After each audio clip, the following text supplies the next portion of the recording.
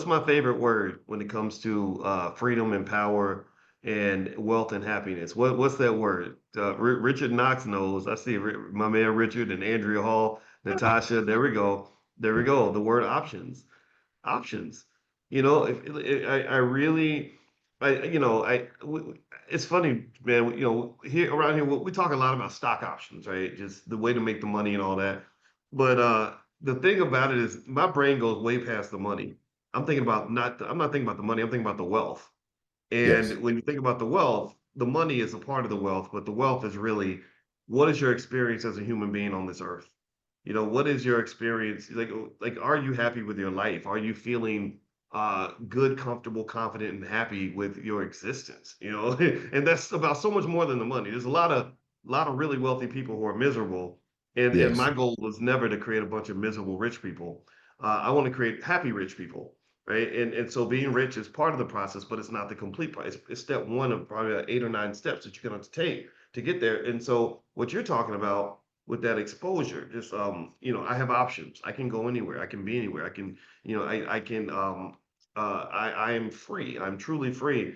That's such a powerful feeling, and it's almost something that can be a generational gift that's passed to the children, right? So, for example, I imagine you've probably had people bring their children on trips like this, and absolutely. I would argue, and I'd like for you to elaborate on that. I would say that there's a difference between that child in our community who, traveled to 5 countries before they were 10 versus the one who didn't take their first international trip till they were 46. What say you on that?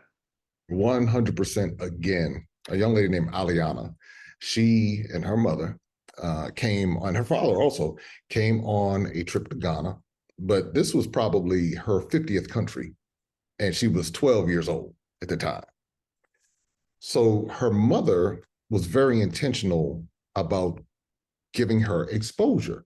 This exposure gave her incredible confidence to where now she is doing house rehabs in the DC area. She's been on different television shows and everything. And now I think she just turned 16. And so when I see parents making the investment, there was one mother who brought her son and her daughter, young son and daughter, on a trip a few years ago. She actually took them out of school and brought them to Egypt. She said, this trip to Egypt is actually more important than whatever's happening for this week in school. And so she brought them. I watched another gentleman bring his entire family, his 2 young boys, and he and his wife and 2 young boys came, they happened to go to Egypt. And so I've seen this at least 10 times where families recognize that it's our responsibility to educate our children. It's our responsibility to give them the exposure. And here's something that's deep, and this hit me really hard, Dr. Boyce, when I, it was just me just kind of thinking about our recent ancestors and their sacrifices. And I thought about it. I said, we really have no excuse because we have access to everything they didn't have access to. So we have access to the capital, the resources, the information. But what it is when it comes to our mindset, a lot of times, that's what holds us back.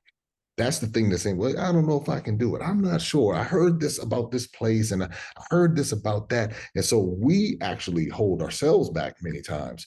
The other thing that I thought about was that you mentioned this when it came to FBA.